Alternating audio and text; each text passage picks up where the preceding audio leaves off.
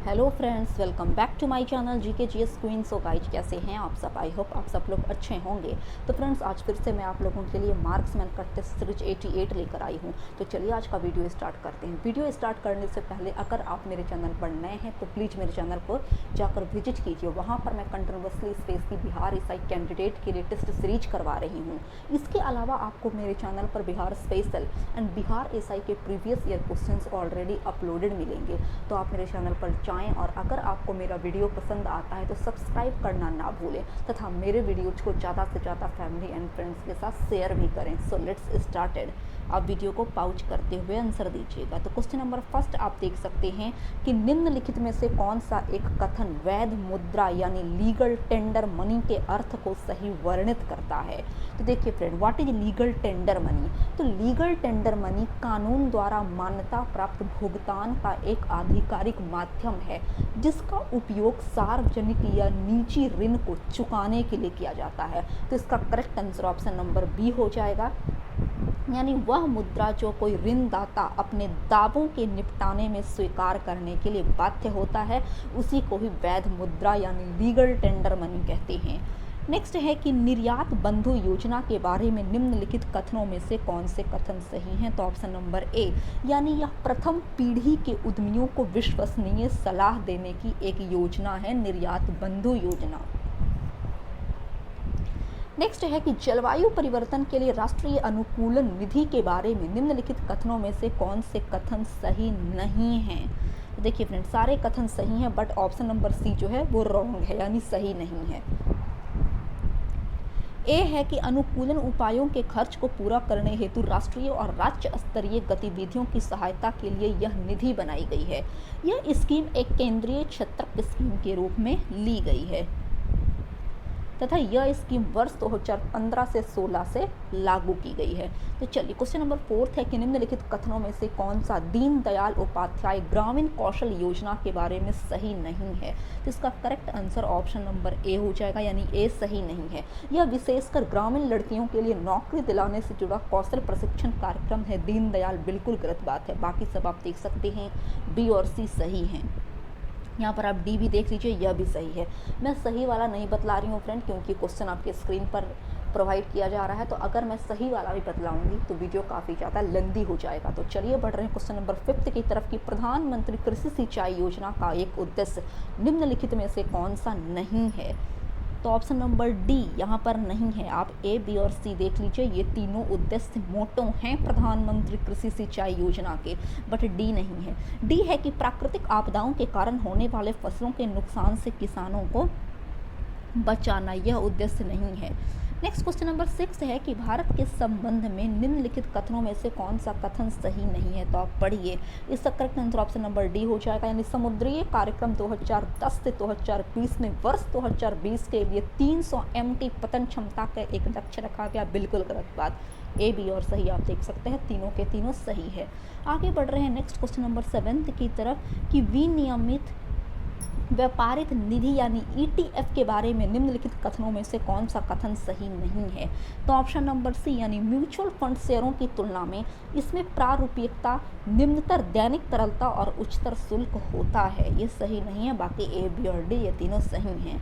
Next है कि जनगणना 2011 के अकॉर्डिंग स्त्री पुरुष अनुपात के संबंध में भारतीय राज्यों का कौन सा सही अवरोही क्रम यानी डिसेंडिंग ऑर्डर वर्णित कर रहा है?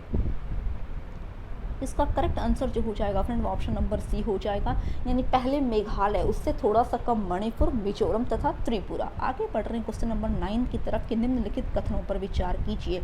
उपरोक्त में से किसके न्यूनतम समर्थन मूल्य की घोषणा आर्थिक मामलों की कैबिनेट समिति ने की है?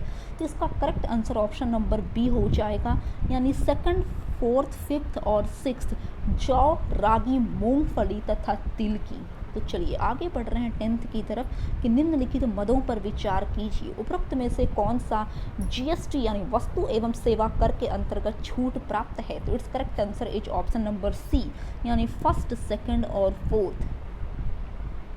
नेक्स्ट है कि किसी तापीय विद्युत यानी थर्मल पावर स्टेशन की स्थापना के लिए आवश्यक पूर्वापेक्षाएं निम्नलिखित में से कौन सी हैं? तो it's correct answer is option number A, यानी फर्स्ट, सेकंड और थर्ड। जीवाश्म ईंधन की उपलब्धता, किसी नदी, झील या सागर से निकटता तथा अच्छा परिवहन जाल यानी नेटवर्क। आगे बढ़ रहे हैं 12th की तरफ। ब्रह्मोत्तर अनुदान लगभग 600 से 1200 ईस्वी के दौरान की विशेषताएं निम्नलिखित में से कौन सी हैं?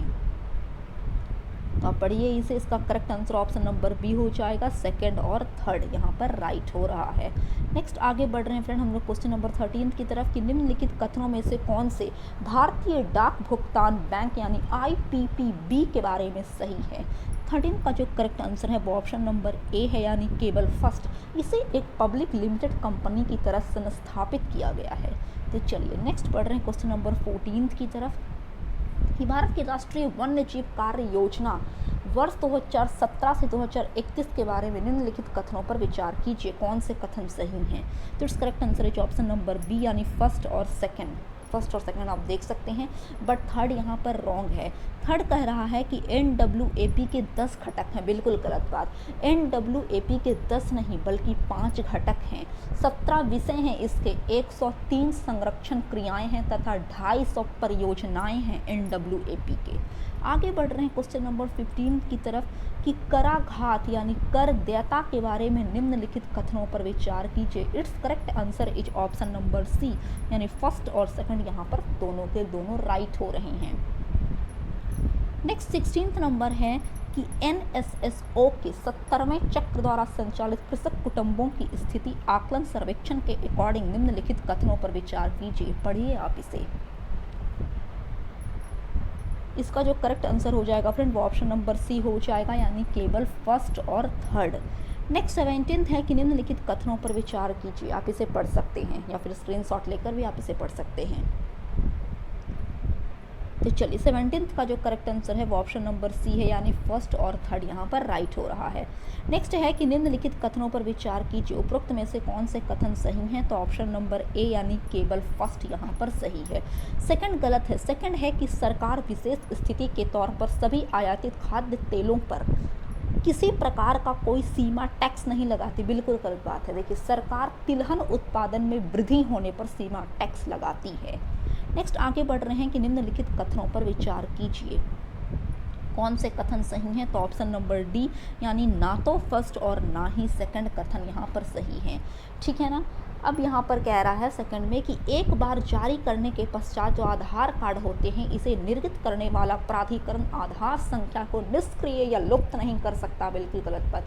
ये आप लोगों को भी पता होगा कि अगर कोई व्यक्ति अलग अलग नाम से एक से ज़्यादा आधार कार्ड यूज करता है तो उसे उसका जो आधार कार्ड रहता है वो बंद कर दिया जाता है, तथा कोई अगर पार्टिकुलर व्यक्ति 3 वर्ष तक अपने आधार कार्ड का किसी भी रूप से यूज नहीं किया है उस कंडीशन में भी उसका आधार कार्ड बंद हो जाता है। तो चलिए 20 की बात हम लोग कर लें फ्रेंड कि निम्नलिखित कथनों पर विचार कीजिए। आप इसे पढ़ सकते हैं। बाकी का इधर दिया हुआ है। उपरोक्त में से कौन से कथन सही हैं? तो it's correct answer is option number A, यानी केवल फर्स्ट। सेकंड है कि CAR का निर्धारण प्रत्येक बैंक द्वारा अलग अलग किया जाता है। गलत बात है। प्रत्येक बैंक द्वारा एक ही जैसा किया जाता है। नेक्स्ट है 21 कि निम्नलिखित में से कौन से भारत सरकार का डिजिटल इंडिया योजना का उद्देश्य है? आप इसे पढ़ सकते हैं। तो इसका जो करेक्ट आंसर हो जाएगा वो ऑप्शन नंबर बी हो जाएगा, यानी केवल थर्ड यहाँ पर सही है, केवल थर्ड।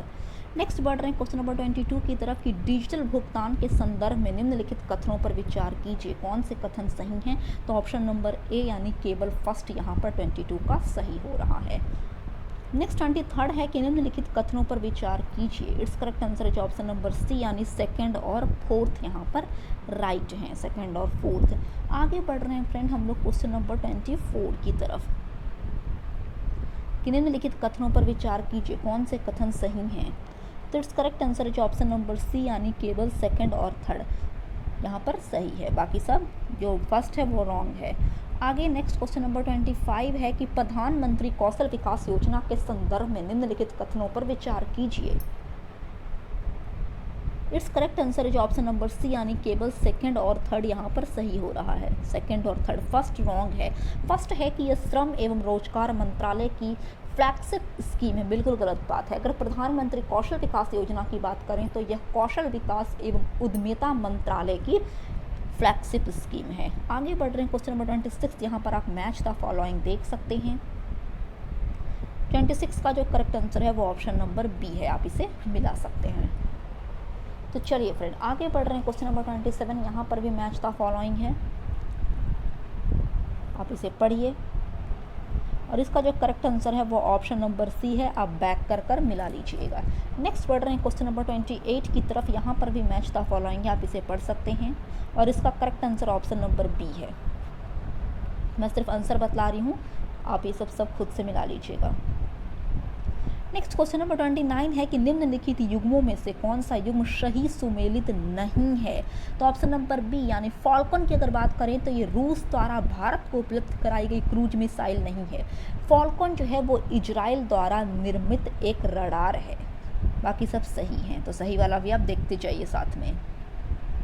नेक्स्ट है कि भारतीय रक्षा के संदर्भ में निम्नलिखित कथनों पर विचार कीजिए, उपरोक्त में से कौन से कथन सही हैं। तो option number D is correct, यानी ना तो फर्स्ट और ना ही सेकंड। फर्स्ट है कि सौर मिसाइल 8 मैक से अधिक स्पीड से उड़ती, बिल्कुल गलत बात है। सौर मिसाइल की अगर मैक्सिमम स्पीड बोले तो इसकी मैक्सिमम स्पीड 7.5 मैक है। सौर मिसाइल की परास 1600 किलोमीटर से अधिक नहीं है, इसकी परास है 700 किलोमीटर तथा सौर मिसाइल की कैपेसिटी यानी क्षमता जो है वो 1000 किलोमीटर से कम है। तो चलिए 31 यहाँ पर मैच द फॉलोइंग है, ऑप्शन ए यहाँ पर सही हो रहा है, आप लोग मिला सकते हैं। नेक्स्ट है कि निम्नलिखित में से कौन सा युग्म सही सुमेलित नहीं है। तो इट्स करेक्ट आंसर है ऑप्शन नंबर डी, यानी जे परकिंस ने पेनिसिलिन की खोज नहीं की थी। पेनिसिलिन के खोजकर्ता अलेक्जेंडर फ्लेमिंग थे। आगे बढ़ रहे हैं क्वेश्चन नंबर 33 की तरफ। यहाँ पर आप मैच द फॉलोइंग देख सकते हैं, ऑप्शन ए यहाँ पर करेक्ट है। नेक्स्ट 34 में भी मैच द फॉलोइंग है फ्रेंड, और 34 का correct answer option number C है, आप इसे देख लीजिए ध्यान से। नेक्स्ट 35 भी यहाँ पर आप मैच द फॉलोइंग देख सकते हैं और 35 का correct answer option number D है। नेक्स्ट आगे बढ़ रहे हैं 36 की तरफ कि निम्नलिखित युग्म में से कौन सा साधारण टॉर्च सेल के टर्मिनलों को बनाता है। तो ऑप्शन नंबर ए यानी जिंक और कार्बन। तो चलिए 37 यहाँ पर कथन और कारण आपका दिया हुआ है, पढ़िए आप इसे और इसका जो करेक्ट आंसर हो जाएगा वो ऑप्शन नंबर ए हो जाएगा, यानी ए तथा आर दोनों सही तथा दोनों एक दूसरे की पुष्टि भी कर रहे हैं। नेक्स्ट आगे बढ़ रहे हैं 38 की तरफ। यहाँ पर भी आप कथन और कारण देख सकते हैं और इसका correct answer option number C है, यानी ए तो सही है बट आर गलत है। नेक्स्ट यहाँ पर भी आप कथन और कारण देख सकते हैं और इसका जो करेक्ट आंसर हो जाएगा वो ऑप्शन नंबर बी हो जाएगा, यानी ए तथा आर दोनों सही है बट आर ए की सही पुष्टि नहीं कर रहा है। नेक्स्ट आगे बढ़ रहे हैं 40 की तरफ। यहाँ पर मैच द फॉलोइंग आप देख सकते हैं, बतलाइए 40 का करेक्ट आंसर। इसका correct answer option number C हो जाएगा, क्या हो जाएगा ऑप्शन नंबर सी। नेक्स्ट 41, पृथ्वी के वायुमंडल में आयन मंडल कहलाने वाली परत रेडियो संचार को सुसाध्य बनाती है, उपरोक्त में से कौन से कथन सही हैं। तो ऑप्शन नंबर डी यानी ना तो फर्स्ट और ना ही सेकंड यहाँ पर सही है। नेक्स्ट आगे बढ़ रहे हैं क्वेश्चन नंबर 42 की तरफ कि निम्नलिखित में से कौन सुमेलित नहीं है। तो ऑप्शन नंबर सी यहाँ पर सुमेलित नहीं है, यानी आइसोहेलाइन की बात करें तो बर्फ वर्षा से रिलेटेड नहीं है। आइसोहेलाइन जो होती है ना फ्रेंड, वो समुद्र में समान लवणता वाले बिंदु को जोड़ने वाली एक रेखा है आइसोहेलाइन। नेक्स्ट 43, निम्नलिखित कथनों पर विचार कीजिए, आप पढ़िए इसे और इसका correct answer option number A है, यानी केवल फर्स्ट और सेकंड यहाँ पर राइट हो रहा है। थर्ड है कि सामुद्रिक विज्ञान का राष्ट्रीय संस्थान कोयम्बटूर में नहीं गोवा में सिचुएटेड है। फोर्थ है कि वर्जिनस 70 वीडियो कार्यक्रमों की रिकॉर्डिंग की एक पद्धति है, जी नहीं, वर्जिनस 70 जो है वो एक बौना तारा है। तो चलिए फ्रेंड आगे बढ़ रहे हैं 44 की तरफ कि निम्नलिखित युग्म में से कौन सा युग्म सही सुमेलित है। तो ऑप्शन नंबर डी यानी स्पेस एप्लीकेशन केंद्र अहमदाबाद में सिचुएटेड है, बिल्कुल सही बात है। नेक्स्ट यहाँ पर आप मैच द फॉलोइंग देख सकते हैं, संस्थान और कहाँ पर वो सिचुएटेड है वो दिया गया है। तो चलिए 45 का जो करेक्ट आंसर है वो ऑप्शन नंबर बी है, आप बैक कर इसे मिला सकते हैं। नेक्स्ट 46, आईफोन 4S की अनन्य विशेषताएं क्या है, नीचे दिए गए कोड से सही उत्तर का चयन करना है। तो इस करेक्ट आंसर है जो ऑप्शन नंबर सी यानी सेकंड और थर्ड यहाँ पर आईफोन 4S के बारे में सही कहा गया है। फर्स्ट है कि इसमें 300 घंटे की स्टैंड बाई समय है, 300 की नहीं 200 घंटे की स्टैंड बाई समय है, तथा इसकी रैम 640 MB नहीं 512 MB है। तो चलिए आगे बढ़ रहे हैं क्वेश्चन नंबर 47 की तरफ। यहाँ पर मैच द फॉलोइंग है, आप देख सकते हैं, और 47 का correct answer option number B है फ्रेंड। नेक्स्ट क्वेश्चन नंबर 48 है कि द्रव्यमान संरक्षण के नियम के बारे में निम्नलिखित कथनों में से कौन से कथन सही हैं। तो ऑप्शन नंबर सी, यानी द्रव्य को ना तो उत्पन्न किया जा सकता है और ना ही नष्ट किया जा सकता है। नेक्स्ट आगे बढ़ रहे हैं क्वेश्चन नंबर 49 की तरफ कि समतल दर्पण यानी प्लेन मिरर के लिए निम्नलिखित कथनों में से कौन से कथन सही हैं। तो चलिए इसका correct answer option number C है, यानी प्रतिबिंब आभासी सीधा तथा पार्श्व उल्टा होता है, ये बात सही है प्लेन मिरर के लिए। नेक्स्ट आगे क्वेश्चन नंबर 50 है कि एक उत्तल दर्पण के सामने एक वस्तु रखी हुई है, निम्नलिखित कथनों में से कौन सा कथन सही होगा। इसका correct answer option number A हो जाएगा, यह कभी भी उल्टा प्रतिबिंब नहीं बनाएगा। नेक्स्ट 51 है कि निम्नलिखित में से कौन से कथन सही हैं। तो ऑप्शन नंबर ए, यानी कोई ऊर्जा अंतरण जिसमें किसी प्रकार का तापांतर शामिल नहीं है, ऊष्मा नहीं है। आगे बढ़ रहे हैं 52 की तरफ कि किसी पिंड के द्रव्यमान के बारे में निम्नलिखित में से कौन से कथन सही हैं। तो ऑप्शन नंबर बी, यह हर जगह एक समान होता है।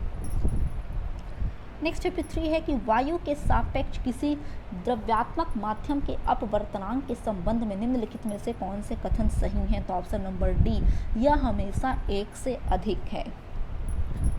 नेक्स्ट 54 है कि विद्युत स्त्री जल तापक यानी वाटर हीटर या रूम हीटर जैसे विद्युत उपकरणों के संयोजी केबल में 3 विभिन्न वर्ण लाल, हरा तथा काला के 3 विद्युत रोधित तांबे के तार होते हैं। निम्नलिखित में से कौन सा एक सही वर्ण कोड है। तो 54 का जो करेक्ट आंसर हो जाएगा वो ऑप्शन नंबर सी हो जाएगा, यानी लाल विद्युमन्य तार, उसके बाद हरा भू संपर्कित तार तथा काला निरावेशित तार। तो इसका correct answer option number C है। नेक्स्ट 55 है कि यदि एक पिंड एक समान वेग से गतिमान है तो निम्नलिखित कथनों में से कौन से एक कथन सही नहीं है। तो ऑप्शन नंबर बी, उसकी चाल समय के साथ बदलती है, यह बात गलत है, बाकी सब सही है। नेक्स्ट 56 है कि यदि किसी दोलायमान लोलक का आवर्तकाल टी है तो निम्नलिखित कथनों में से कौन से कथन सही नहीं है।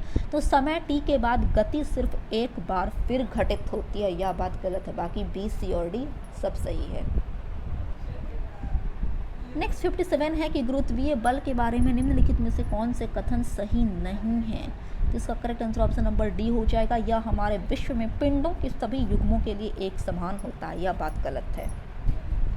नेक्स्ट है कि चुंबकीय क्षेत्र रेखाओं के बारे में निम्नलिखित में से कौन से कथन सही नहीं है। तो ऑप्शन नंबर डी, यह दंड चुंबक के अंदर क्षेत्र रेखाएं नहीं होती हैं। नेक्स्ट है कि सुरक्षा फ्यूज की कार्यप्रणाली निम्नलिखित में से किस पर निर्भर करती है। तो ऑप्शन नंबर सी, यानी केवल थर्ड और फोर्थ पर, धारा का परिमाण तथा धारा का ऊष्मीय प्रभाव पर। नेक्स्ट आगे बढ़ रहे हैं फ्रेंड हम लोग क्वेश्चन नंबर 60 की तरफ कि 3D मुद्रण का निम्नलिखित में से किस में प्रयोग होता है। तो इसका जो करेक्ट आंसर हो जाएगा वो ऑप्शन नंबर डी हो जाएगा, यानी फर्स्ट, सेकंड, थर्ड, फोर्थ और फिफ्थ सब के सब में। नेक्स्ट है कि निम्नलिखित युग्मों पर विचार कीजिए, उपरोक्त में से कौन से कथन सही हैं। तो ऑप्शन नंबर बी, यानी केवल सेकंड यहाँ पर सही है 61 का। नेक्स्ट है कि किसी दिए गए पदार्थ की गुप्त ऊष्मा यानी हिडन हीट के बारे में निम्नलिखित में से कौन से कथन सही हैं। आप इसे पढ़िए और इसका जो करेक्ट आंसर हो जाएगा वो ऑप्शन नंबर डी हो जाएगा फ्रेंड, यानी फर्स्ट और फोर्थ यहाँ पर राइट है। नेक्स्ट है कि एक प्याले में स्थिर अवस्था में स्थित तरल के बारे में निम्नलिखित में से कौन से कथन सही हैं। तो इसका correct answer option number B हो जाएगा, यानी केवल सेकंड और थर्ड। सेकंड है कि दाब भित्तियों पर पड़ता है तथा थर्ड है कि दाब तरल में हर जगह रहता है। आगे बढ़ रहे हैं क्वेश्चन नंबर 64 की तरफ कि निम्नलिखित कथनों पर विचार कीजिए, पढ़िए आप इसे। और 64 का जो करेक्ट आंसर हो जाएगा फ्रेंड ऑप्शन नंबर डी हो जाएगा, यानी केवल फर्स्ट यहाँ पर राइट है। नेक्स्ट है कि निम्नलिखित परिघटनाओं पर विचार कीजिए। इसका correct answer option number D हो जाएगा, यानी फर्स्ट, सेकंड और थर्ड सब के सब राइट है। नेक्स्ट है कि दृश्य प्रकाश यानी अल्ट्रावायलेट प्रकाश तथा एक्स किरणों के विषय में निम्नलिखित कथनों पर विचार कीजिए। इसका जो करेक्ट आंसर हो जाएगा फ्रेंड वो ऑप्शन नंबर बी हो जाएगा, यानी केवल फर्स्ट और सेकंड यहाँ पर राइट हैं। नेक्स्ट है कि एक सूक्ष्मदर्शी तथा एक दूरदर्शक के विषय में निम्नलिखित कथनों पर विचार कीजिए। पढ़िए आप इसे, या फिर आप स्क्रीनशॉट भी ले सकते हैं। इसका जो करेक्ट आंसर हो जाएगा फ्रेंड वो ऑप्शन नंबर डी हो जाएगा, यानी फर्स्ट, सेकंड और थर्ड सही है। नेक्स्ट है कि पहचान प्लेटफॉर्म आधार खुला यानी ओपन एप्लीकेशन प्रोग्रामिंग इंटरफेस उपलब्ध कराता है। उपयुक्त में से कौन से कथन सही है? तो ऑप्शन नंबर बी यानी केवल सेकंड, आइरिस का प्रयोग कर ऑनलाइन प्रमाणीकरण संभव है। तो चलिए 68 का correct answer option number B है फ्रेंड। नेक्स्ट बढ़ रहे हैं क्वेश्चन नंबर 69 की तरफ। ये क्वेश्चन काफ़ी ज़्यादा लंबा है तो आप इसे पढ़ सकते हैं या फिर स्क्रीनशॉट भी ले सकते हैं।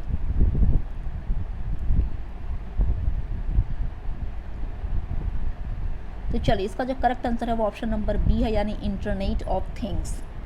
नेक्स्ट 70 में आप कथन और कारण देख सकते हैं। इसका correct answer option number B हो जाएगा, यानी ध्वनि तरंग का तारत्व इसकी आवृत्ति यानी फ्रीक्वेंसी पर निर्भर होती। बिल्कुल सही बात है, तथा ध्वनि तरंग की प्रबलता इसके आयाम पर निर्भर होती है, यह भी सही है।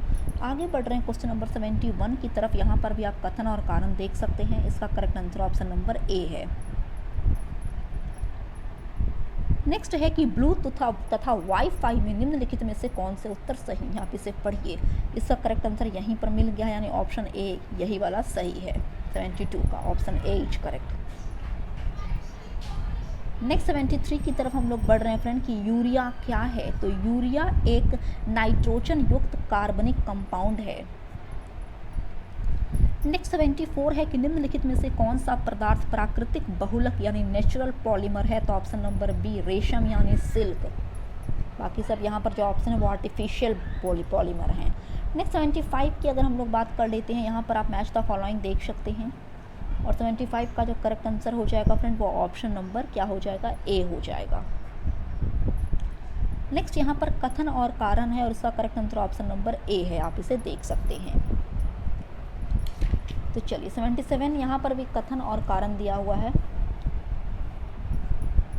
तो इसका जो करेक्ट आंसर है फ्रेंड वो ऑप्शन नंबर सी है। क्या है? सी है, यानी ए तो सही है बट आर गलत है। कारण यानी आर कह रहा है कि नमक बर्फ के हिमांक को बढ़ा देता है। बिल्कुल गलत बात है। नमक जो है ना वो बर्फ के हिमांक को 0 डिग्री सेल्सियस से घटाकर -22 डिग्री सेल्सियस तक पहुंचा देता है, यानी घटाता है, बढ़ाता नहीं है, घटाता है। तो चलिए आगे बढ़ रहे हैं 78 की तरफ। निम्नलिखित कथनों पर विचार कीजिए। 78 का जो करेक्ट आंसर होगा वो ऑप्शन नंबर डी होगा, यानी ना तो फर्स्ट और ना ही सेकंड सही है। फर्स्ट है कि परासरण के प्रक्रम में विलायक सांद्र घोल से तनु घोल की ओर जाता। देखिए ये सांद्र घोल से नहीं, सांद्र विलयन से तनु विलयन की ओर जाता है। और सेकंड है कि प्रतिलोम परासरण में तनु घोल पर बाह्य दाब लगाया जाता है। देखिए प्रतिलोम परासरण जो होता है उसमें तनु घोल पर नहीं, सांद्र विलयन पर बाह्य दाब लगाया जाता है। तो चलिए 79 यहाँ पर आप मैच द फॉलोइंग देख सकते हैं और ऑप्शन नंबर ए यहाँ पर करेक्ट हो जाएगा। नेक्स्ट आगे बढ़ रहे हैं 80 की तरफ। कथन और कारण, तो इसका correct answer option number A है, यानी ए तो गलत है बट आर सही है। ए है कि रासायनिक तत्वों की आवर्त सारणी में इलेक्ट्रॉनिक बंधुता किसी एक वर्ग में सदैव ऊपर से नीचे की ओर आती है। बिल्कुल गलत बात है। अगर आप पीरियोडिक टेबल देखे होंगे तो बहुत अच्छा सा आपको ये चीज़ वेल नोन होगा कि ये जो मतलब कि इलेक्ट्रॉनिक बंधुता होती है वो ऊपर से नीचे की ओर बढ़ती नहीं है, घटती है। नेक्स्ट आगे बढ़ रहे हैं क्वेश्चन नंबर 81 की तरफ। रासायनिक तत्वों की आवर्त सारणी के बारे में निम्नलिखित कथनों पर विचार करें, आप इसे पढ़ सकते हैं। और 81 का जो करेक्ट आंसर हो जाएगा फ्रेंड ऑप्शन नंबर बी हो जाएगा, यानी केवल सेकंड यहाँ पर राइट है। नेक्स्ट 82 कथन और कारण दिया हुआ है और इसका correct answer option number C है, यानी ए तो सही है बट आर गलत है। आर है कि सोडियम धातु वायु प्रभाव्य होने पर गल जाती है। देखिए ये बात गलत है। सोडियम की अगर बात करें ना तो ये हवा में घुलने पर जो सोडियम है वो नाइट्रोजन के साथ रिएक्ट करती है और रिएक्ट करने पर वो ऑक्साइड बनाती है। तो चलिए आगे बढ़ रहे हैं क्वेश्चन नंबर 83 की तरफ। यहाँ पर आप मैच द फॉलोइंग देख सकते हैं, ऑप्शन नंबर डी 83 का करेक्ट होगा। नेक्स्ट 84 यहाँ पर भी आप मैच द फॉलोइंग फ्रेंड और 84 का correct answer option number B है। नेक्स्ट 85 यहाँ पर भी मैच द फॉलोइंग, आप इसे देखिए। और 85 का correct answer option number D है, आप बैक कर कर मिला सकते हैं। नेक्स्ट 86 है कि नीचे दिए गए पदार्थों को उसके घनत्व के अवरोही क्रम में सजाना है, तो ऑप्शन नंबर बी यानी सबसे ज़्यादा सोना का घनत्व है। अगर घनत्व की बात करें सोना का तो 19.3 ग्राम पर सेंटीमीटर क्यूब, पारा का 13.6 ग्राम पर सेंटीमीटर क्यूब तथा इस्पात का 7.8 ग्राम पर सेंटीमीटर क्यूब। नेक्स्ट 87 में भी कथन और कारण है, इसका correct answer option number A है। नेक्स्ट 88 यहाँ पर मैच द फॉलोइंग है फ्रेंड, और 88 का correct answer option number D है। तो चलिए 89 है कि निम्न कथनों पर परीक्षण करें, कौन से कथन सही हैं, तो ऑप्शन नंबर बी यानी फर्स्ट और थर्ड यहाँ पर सही है। सेकंड गलत है। सेकंड है कि मैग्नेटाइट एल्यूमिनियम का सबसे अधिक महत्वपूर्ण अयस्क है। देखिए मैग्नेटाइट की अगर बात करें तो ये एल्यूमिनियम का नहीं, आयरन का एक इम्पॉर्टेंट अयस्क है। और फोर्थ है कि फोटोग्राफी में पोटासियम नाइट्रेट का यूज नहीं होता, उसमें सिल्वर ब्रोमाइड का यूज किया जाता है फोटोग्राफी में। नेक्स्ट यहाँ पर कथन और कारण आप पढ़ सकते हैं 90 का, और 90 का जो करेक्ट आंसर हो जाएगा फ्रेंड वो ऑप्शन नंबर सी हो जाएगा, यानी ए तो सही है बट आर गलत है। नेक्स्ट 91 का correct answer option number C है, यानी फर्स्ट और सेकंड। चलिए 92 है कि ग्राफीन आजकल प्रायः सुर्खियों में रहता है, इसका क्या इंपॉर्टेंस है, तो इसका correct answer option number C हो जाएगा, यानी केवल फर्स्ट, सेकंड और फोर्थ। नेक्स्ट 93 है कि निम्नलिखित कथनों पर विचार करें एवं नीचे दिए गए कूट से सही उत्तर का चयन करें, तो इसका correct answer option number A हो जाएगा, यानी फर्स्ट और सेकंड। ठीक है, और यहाँ पर थर्ड गलत है। थर्ड है कि वायु का मुख्य घटक ऑक्सीजन है, ऑक्सीजन नहीं नाइट्रोजन है, और नाइट्रोजन वनस्पति घी के निर्माण में प्रयुक्त होती है, जी नहीं, वनस्पति घी के निर्माण में नाइट्रोजन नहीं हाइड्रोजन का यूज किया जाता है। नेक्स्ट 94 है कि निम्नलिखित कथनों पर विचार करें, कौन से कथन सही हैं, तो ऑप्शन नंबर डी यानी सब के सब सही है। कठोर जल यानी चीज़ों के बारे में, कठोर जल पीने के लिए मतलब उपयुक्त नहीं है, साबुन से कपड़े धोने के लिए, बॉयलर्स में प्रयोग के लिए, फसल की सिंचाई के लिए उपयुक्त नहीं है कठोर जल। तो चलिए आगे बढ़ रहे हैं क्वेश्चन नंबर 95 की तरफ। यहाँ पर कथन और कारण आप देख सकते हैं, ऑप्शन नंबर ए यहाँ पर करेक्ट होगा। नेक्स्ट 96 यहाँ पर मैच द फॉलोइंग है फ्रेंड्स, का correct answer option number B है। नेक्स्ट यहाँ पर 97 में भी मैच द फॉलोइंग है, आप देख लीजिए इसे, और 97 का correct answer option number D है, क्या है, डी। नेक्स्ट 98 है निम्नलिखित कथनों पर विचार कीजिए, कौन से कथन सही हैं, तो ऑप्शन नंबर बी यानी सेकंड और थर्ड यहाँ पर सही है। फर्स्ट है कि निर्जल सोडियम कार्बोनेट साधारणतः पाक सोडा यानी बेकिंग सोडा के रूप में यूज किया जाता है, बिल्कुल गलत बात है। अगर निर्जल सोडियम कार्बोनेट की बात करें तो ये बेकिंग सोडा नहीं वॉशिंग सोडा के लिए यूज किया जाता है, जिसका यूज हम लोग कपड़ा धोने के लिए करते हैं। तो चलिए 99 है कि आयनी यौगिकों से संबंधित निम्न कथनों पर विचार कीजिए, ऑप्शन नंबर ए यानी केवल फर्स्ट यहाँ पर सही है।